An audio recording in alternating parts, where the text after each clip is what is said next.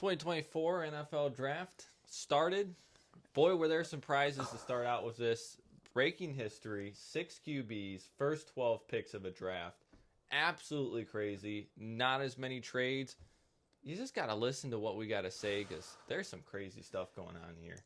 I think the fact that we were both wrong last time about so much, let alone trading up and trading down teams, not just the Vikings. Yeah. Just the Vikings, and by one pick every time except for that it was Jacksonville pick. Yeah, I mean, it was kind of a crazy thing. But before we get into it, like, comment, subscribe. Let us know what your thoughts are on these picks, especially the QBs. Yeah, let us know if you're even close to what's been going on because, I mean, we're absolutely blown away by what's been happening. It's been a shocking draft, to say the very least. And let's just dive right into this. I mean, obviously, number 1 overall. We all knew it from day one. Yep. Caleb Williams is a Bear. Not much to say on that one. Yep. Nobody's shocked. Honestly, want to move on? Yeah. Number 2. Shocking for me. Shocking for a lot of me. people. I feel like because again, if this was a non-Caleb Williams draft, Drake May would have been the number 1 QB in the draft. I feel like, and it just wasn't the case. Washington obviously loves him. The Raiders probably thought it was way too much what they were asking to move up for Jaden. Yeah. So we're at where we're at right now. Yeah, I think Jaden, to me, I think the Commanders saw more upside in Jaden, and that's why they took him. And I don't think it's a bad pick between Drake May and Jaden. And this morning, I sent you the thing. Jaden went from a plus 180 to negative 500 for that pick. Yeah, absolutely shocking, really. Yeah. And then you go into number 3. We just talked about him a little bit. Pat's got their very own Josh Allen. Yeah. Not really, though. We'll see. Honestly, I have no idea how this kid will pan out. Yeah, no, it's going to be interesting. Obviously, do you sit him for a little bit behind Zappy, or do you just let him take it? Do you let Jacoby take over the team, or just mentor him with no on-field playing time? Yeah. A lot of questions in the Patriots facility, but... they'll develop him. No, that's, the goal of Drake, right? Yeah. You got to develop him into what he is, and the thing is, to me, Drake's a guy you got to sit for at least half a season and let him learn behind Brisket, as I call him, and see what he can do. He is a very knowledgeable guy, and he's a great guy to learn from. And now that leads into where we get a little more of the interesting side of the draft, because this is where we knew the top 3 was kind of already decided. Absolutely. The Cardinals. I'm not surprised they didn't pass up on Marvin Harrison. You kind of got to start giving Kyler weapons to succeed for him to want to stay on the team. No, I agree. And, Marvin Harrison, you can't really pass up on him. No, he's a class act. He is a class act. I mean, he really is just a great guy. I think he's a great player. He's going to play phenomenal ball. I think it's great to see that the Cardinals are going, from the Larry Fitzgerald era to Marvin Harrison era.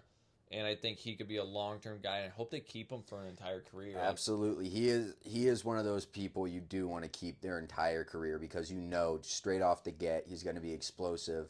Even if the quarterback play is bad, even if the O-line play is bad, he's probably, if it's horrible, God forbid, his ceiling or his floor is probably going to be a Garrett Wilson Rookie of the Year type season where he still goes out and performs absolutely crazy elite level play. Yeah.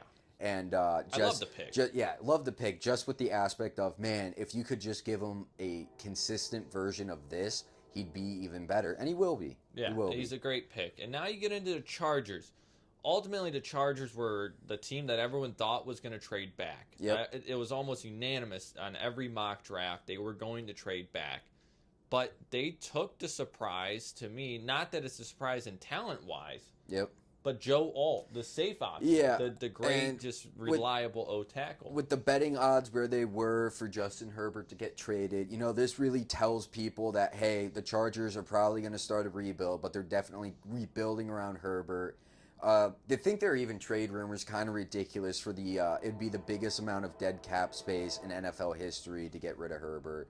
So it's just very crazy right now. But good for the Chargers. Yeah. Honestly, terrible for the rest of the AFC West because now you have a Justin Herbert who gets more time in the pocket. Yeah. The only thing you got to be thinking of is, well, now you just need to get him somebody who can catch the ball. And that's very few and far between for the Chargers facility. Yeah, they're hoping some of the young guys kind of step up to that role, but Joe Alt's a great safe play here. They got to get something at running back and another wide receiver later on, and I think they can still have a good team to put on the field this year. Moving on, who do we got next? The good old Giants, who take the wide receiver Malik Neighbors. No shock here. Yeah, no shock we here. kind of knew it was coming. Brock Bowers was available, but obviously they trusted the Malik Neighbors pick more on that one. I don't argue with that at all. When you look at the college stats, compare them to the OBJ Juice era, compare them to the Justin Jefferson, Jamar Chase era, Malik Neighbors has been just as productive as all of those people in college. Yeah. So, again, if Marvin Harrison wasn't in here, he'd be a generational talent, be the first wide receiver off. No shock. With J.J. McCarthy still on the board, I bet a lot of people are shocked they didn't choose to replace Daniel Jones. But when you're looking at Malik Neighbors and the rest of your wide receiver room, your tight end room, your running back room, you need a playmaker like Malik. So it's a great pickup for the New York Football Giants. I completely agree. I think it's a great safe pick, especially. And you move on to the Titans here, who the Titans wanted Joe Alt. That kind of was unanimous. Everyone thought they would take Joe Alt. They ended up with J.C. Latham. Not a bad pick at all. No, it's not a bad pick at all. And it still develops what they need, which is offensive line help. You need to really develop and protect Will Levis. Again, Joe Burrow, Cincy type situation with the new head coach. You got to protect him. You got to give him time, and he can go out there and make plays. Kind of like the Titans-Miami game last year when he came back from almost 14-point deficit. And the thing deficit. is, with their new coach now, he brings in his dad, who's one of the best offensive line coaches in football. You're going to develop an offensive line while he's still coaching. Let me tell you that. Yeah, and when you got Peter Skoronski at left guard to go along with him, you're really making a statement about where you want your line to be and who you want your anchors to be. And again, solid play for the Titans. And now into one of the more shocking moves of the draft so far. Mind-blowing. This is how it shook down. I don't understand what the call was here when you had so many defensive pieces on the board. Mind you, we went through, I think it was 15 picks before a defender was taken.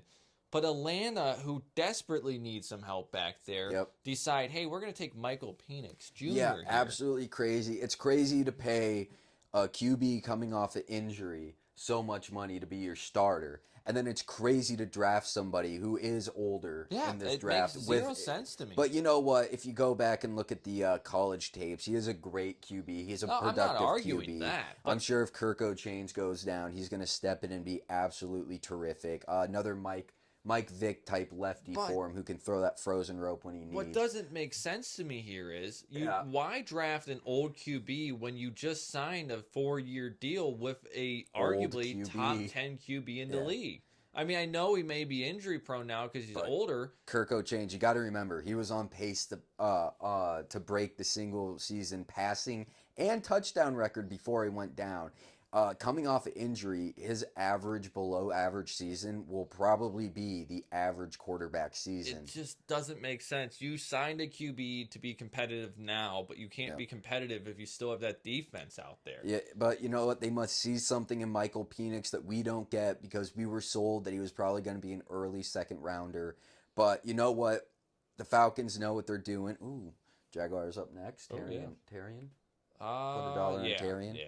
And so the thing is with Michael here, I think what this signifies is I think the Falcons are going with the route of, hey, we're going to trust Kirko for 2 seasons. And then Michael's going to step in after that. They're really taking it to heart that this is an offensive-heavy league and that you could probably have a lacking defense for right now and get by with an absolutely explosive offense. And I feel like with Raheem Morris, that's probably going to be the route they take. And you kind of can't go wrong with that here, with that in your mind, with how the league is shifting towards the offense. So you know what? Talon's up to the Dirty Birds. It'll be very interesting, like you said, to see how it turns out. Maybe it's one of the best moves we see 5-6 years down the line. Hidden gem, who knows? Number 9, Chicago went exactly to their plan. I don't think there's any argument here. I think that was probably the safest bet money could have bought for Chicago this Rome year. going to Chicago at 9. Rome, Caleb Williams. Not much of a shock here. Great pick. Not much to say here. Just good job. You really crushed the first round this year, To Chicago. round out our top 10 video, top 10 picks, the Vikings move up one slot, didn't give up much to make sure that they got the guy they wanted in J.J. McCarthy. Yep, and you know what? We knew the Vikings were going to move. There was a really great chance that either the Vikings, the Raiders, or the Broncos move up, and it looks like the Vikings just had the better draft capital to do something like this. That's shocking. Yeah. That's shocking. And, it goes to them. They got their guy. They got someone very similar to Kirk O'Chains, who's going to manage the game for you and probably break out later. He won the national title. He beat Georgia. He beat Alabama. He is a good QB when you put it into perspective like that. Solid pickup for the Vikings, who needed to make a move like this to keep Justin Jefferson happy and to keep Jordan Addison developing. And my thing with the Vikings here is, right, so to me right now, they're winning the draft. Mm-hmm. JJ's a great pickup. You lose your QB. You get a new guy to fill in, JJ, who climbed up the board. Arguably, a lot of people saw him as one of the top talents in the class.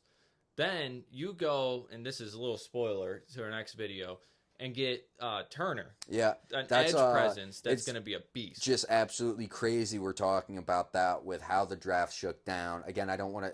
Everyone at home knows about it, but I don't want to put too much into this video about the details. And it's a great draft in terms of you replace your franchise QB with your next franchise QB. Yep. You replace your franchise defensive player in Danielle Hunter with Dallas Turner. Yep, and as Nick Saban pickup. in coverage, he even said, we have him at edge, we have him at outside linebacker, he can play anywhere on the field. So great and draft. It's a great draft for them, and again, they're nailing it. There are two teams nailing it right now, and it's the Vikings and the Bears, and I don't think anybody can really argue with that right they now. really can't argue with it. So, well, that's going to be our top 10 coverage for now. And to the Raiders, sorry about your luck. No QB for you this year.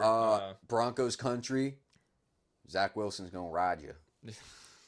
That's all. That's good luck. Well, thanks for watching. We'll come out with our next video here soon about the remainder of the first round draft and what our thoughts are on that. Give us your take on what you think this draft shook out like. A lot less trades than I think a lot of people anticipated. But the Falcons started all that. A lot of great players just filtering down to spots we didn't even think were going to be possible in this kind of draft. Again, craziness. Let us know how you thought it was going to shake down, why you think certain players got drafted wrong, if you think they got the perfect fit. Just let us know in the comments below. Like, subscribe. See what happens. Yeah, and we'll try and hit you up in the comments. Yeah. Thanks for watching.